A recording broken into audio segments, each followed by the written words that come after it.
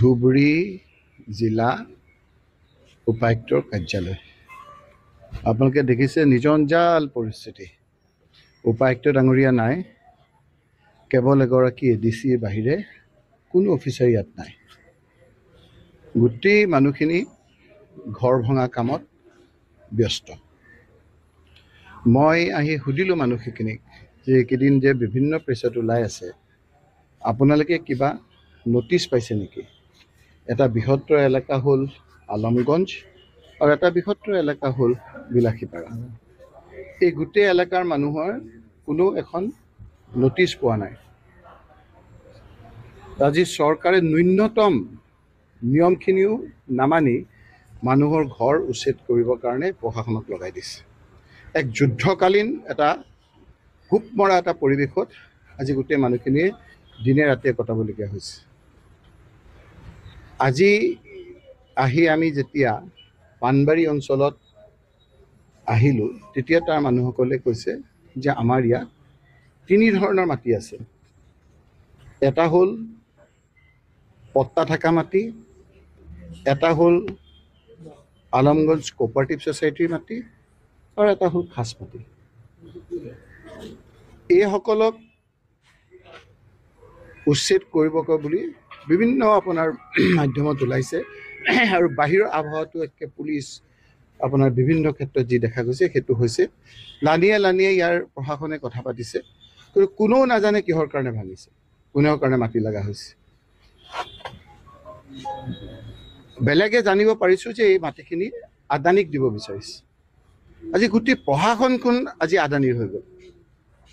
অন্যায়ভাৱে এই দুখীয়া মানুহসকলক যিদৰে আপোনাৰ ঘৰ ভাঙিব খুজিছে, মানুহৰ হাহাকাৰ লাগিছে। সৰু সৰু ল'ৰা ছোৱালী, আমাৰ আইন আমাৰ মতে নিয়ম আছে।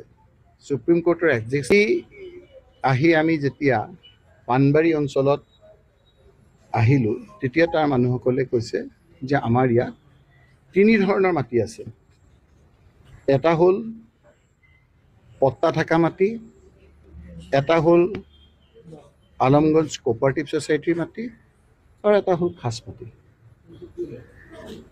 এইসকলক উচ্ছেদ কৰিব বুলি বিভিন্ন আপোনাৰ মাধ্যমত ওলাইছে আৰু বাহিৰৰ আবহাৱাটো একে পুলিচ আপোনাৰ বিভিন্ন ক্ষেত্ৰত যি দেখা গৈছে সেইটো হৈছে লানিয়ে লানিয়ে ইয়াৰ প্ৰশাসনে কথা পাতিছে, কিন্তু কোনেও নাজানে কিহৰ কাৰণে ভাঙিছে, কোনেও কাৰণে মাটি লগা হৈছে। বেলেগে জানিব পাৰিছোঁ যে এই মাটিখিনি আদানীক দিব বিচাৰিছে। আজি গোটেই প্ৰশাসনখন আজি আদানীৰ হৈ গ'ল। অন্যায়ভাৱে এই দুখীয়া মানুহসকলক যিদৰে আপোনাৰ ঘৰ ভাঙিব খুজিছে, মানুহৰ হাহাকাৰ লাগিছে। সৰু সৰু ল'ৰা ছোৱালী, আমাৰ আইন আমাৰ মতে পট্টাদাৰসকলৰ পৰা যদি কেতিয়াবা চৰকাৰে মাটি অধিগ্ৰহণ কৰিবলৈও হয়, এটা নিয়ম আছে। সুপ্ৰিম কোৰ্টৰ এক্সিকিউটিভ অৰ্ডাৰ আছে। তেওঁক ক'ব লাগিব, কোৱাৰ পিছত তেওঁক কি কম্পেনচেশ্যন দিব, সেইটো আকৌ আপোনাৰ ইজনে সিজনৰ লগত আপোনাৰ কথা হ'ব। তাৰপিছত অধিগ্ৰহণ কৰিব, তাকো চৰকাৰে নিজৰ কাৰণে। আদানীক দিবৰ কাৰণে তেনেকৈ অধিগ্ৰহণ চৰকাৰো কৰিব নোৱাৰে নিয়ম অনুযায়ী, মোক যদি উকিলসকলে কৈছে। পট্টা থকা মাটিসকলক তেনেকৈ লৈ যাব বিচাৰিছে। দ্বিতীয় হ'ল আলমগঞ্জত আপোনাৰ কোঅপাৰেটিভ ছ'চাইটি।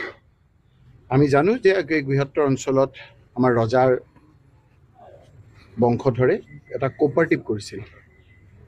সেই কোঅপাৰেটিভৰ মাটি কেনেকৈ দিব লাগে, কি কৰিব লাগে, তাৰো এটা নিয়ম আছে।